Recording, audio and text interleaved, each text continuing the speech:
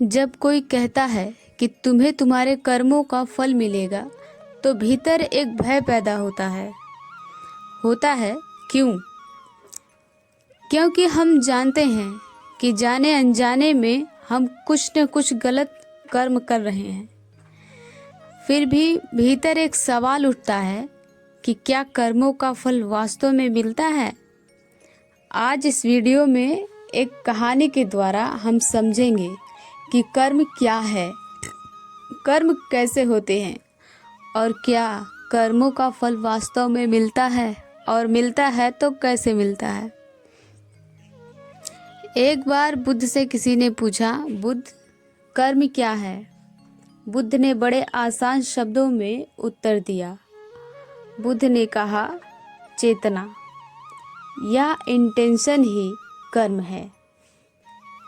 Happiness is my intention ये भी एक कर्म है जो मेरे द्वारा किया जा रहा है।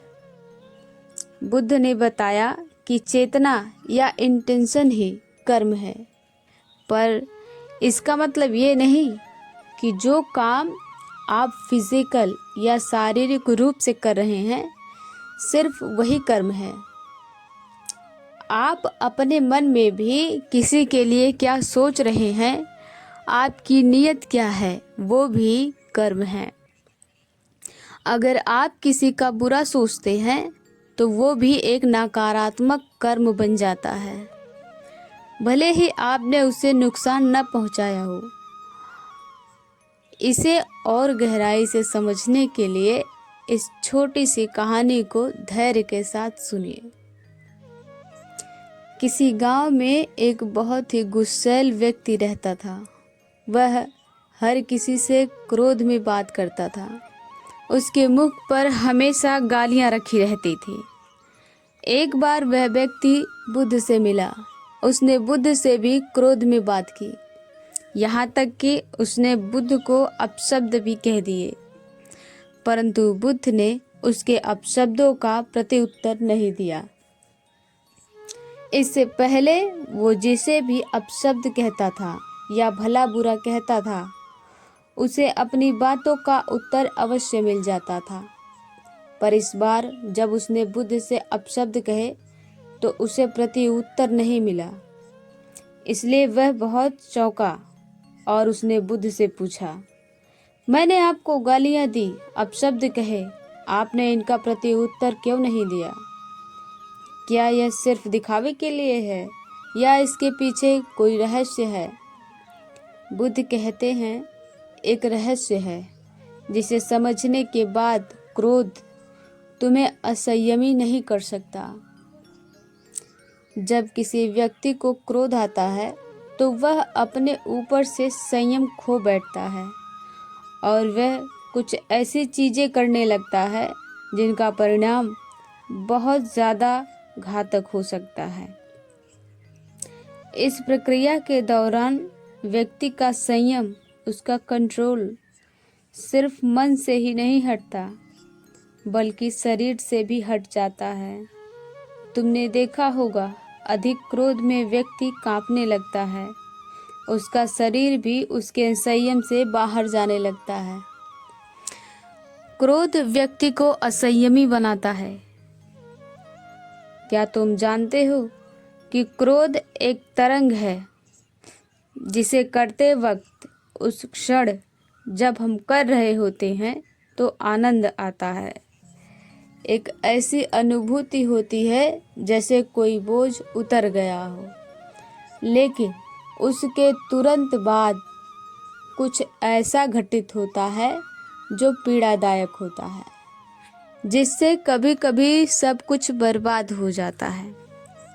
तो रहस्य ये है कि क्रोध एक तरंग है, एक ऐसी तरंग जो अपने साथ एक गहन पीड़ा या दुख को चिपका कर लाती है।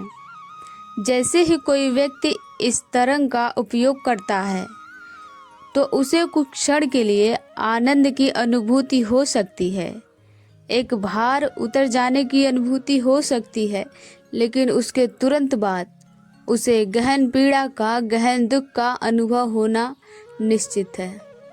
और ये दुख कितना लंबा चलेगा इसका कोई हिसाब किताब नहीं।